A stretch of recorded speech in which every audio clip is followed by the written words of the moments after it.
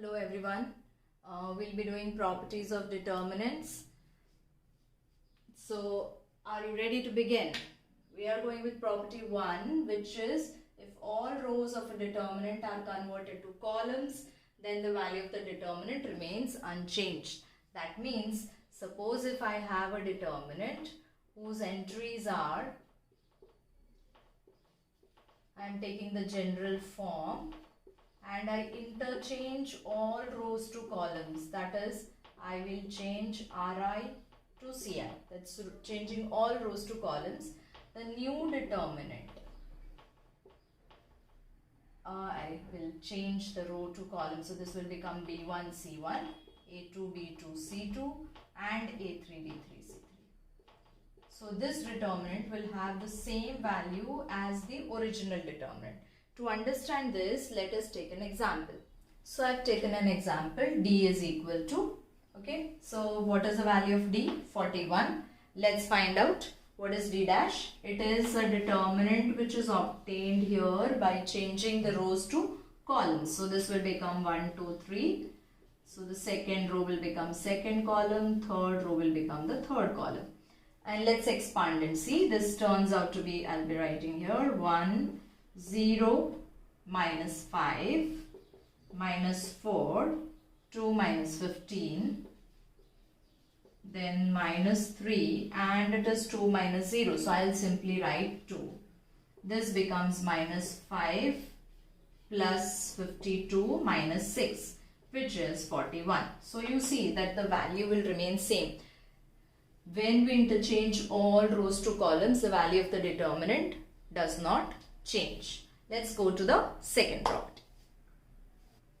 So going to the second property, it is if two rows or columns of a determinant are interchanged, then the value of the new determinant is additive inverse of the value of the original determinant.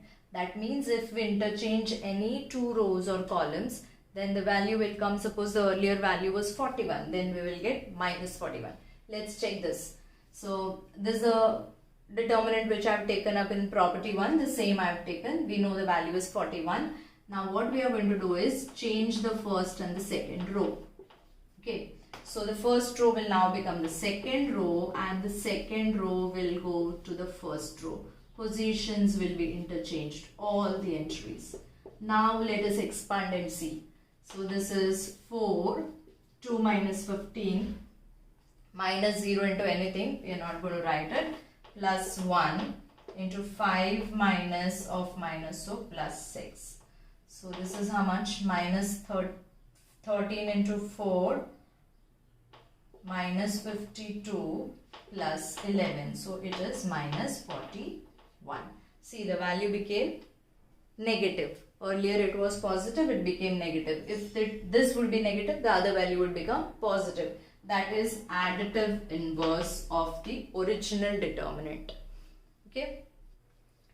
Here we have property 3. If two rows or columns of a determinant are identical, then the value of the determinant is 0. If two rows have the same entries or two columns have the same entries. For example, let us take 4, 0, 1.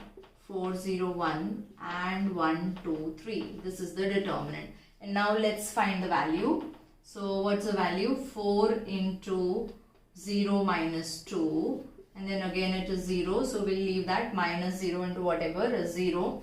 So going to 1, 8 minus 0. So what is this value? Minus 8 plus 8. 0 it is. So whatever the determinant, if two rows are identical, if anywhere during the sums or during the calculation you come across two rows which are identical or two columns which are identical, we can straight away write the value as 0. Okay.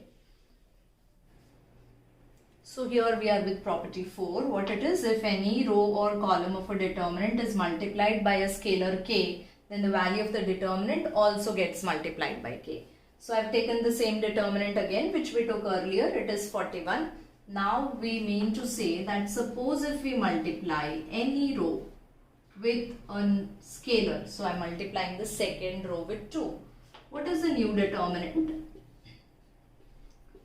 4 into 2, 0 into 2 and 1 into 2. Now let's expand this determinant and check its value. So this becomes 1, 0 minus 10. So I'll write minus 10, minus 2, 8 and plus 6, that is 14, and plus 3 into 40. So that becomes minus 10 minus 28 plus 120, or rather it is 82. So is it 2 times 41? Okay, you see here. So when we multiplied any of the row, or you can multiply any column with a scalar, then the value also will get multiplied by the same. So if I would have multiplied it with 3, it would become 3 into 41. Okay, if we would have divided it by any of this with, say, 2, divided by 2 means I have multiplied by half, then the value also will get multiplied by half. So this property also can be applied while we are doing the questions. Suppose if we multiply some determinant with 2, then you also will have to divide by 2 so that the value does not change. Then now we'll go to property 5. Now to property 5, which is if the entries of the row or column are multiplied by a non-zero scalar k and are added to the entries of another corresponding entries, I'll write to the corresponding entries of another row or column, then the value of the determinant remains unchanged. So I have taken the same determinant again. What I mean to say is, now I am going to multiply, say I'll take up column now. Okay, so suppose I am going to change column 1 by doing this operation. What does this mean? This means that I have to multiply entries of column 2 by 2, or rather say minus 2, and add it to the first one. So change will only be in column 1. Okay, column 2 calculations are to be done in the mind. So what does this become? This becomes 1 minus 4 because it is 2 into minus 2. Then 4 minus 0 and minus 3 minus 10 because I am multiplying this column by minus 2. So this becomes 205 and 311. Now let's calculate this. This is minus 3, 2, 3, 4, 0, 1 and minus 13, 5, 1. Okay. Is that good? So when you calculate this, let's see, we'll calculate. It is minus 3 into minus 5, minus 2 into 4 plus 13. That becomes 17 and plus 3 into 20. So calculate this, the value will come out to be 41. So in this property, what did we see? We saw that if we multiply column 2 by minus 2, the entries of column 2 will not change. What are we changing is where we are going to add it. That column will change, like column 1 here. Same operation can be done with the rows. So besides this, we have one more property, which is property 6, but I will be taking that up separately in a next video because I will have to take up examples for better understanding. If you would like me to upload any more videos on any topic of class 11 and 12, just comment it below and hope you will hit the bell icon. See you in the next video. Thank you.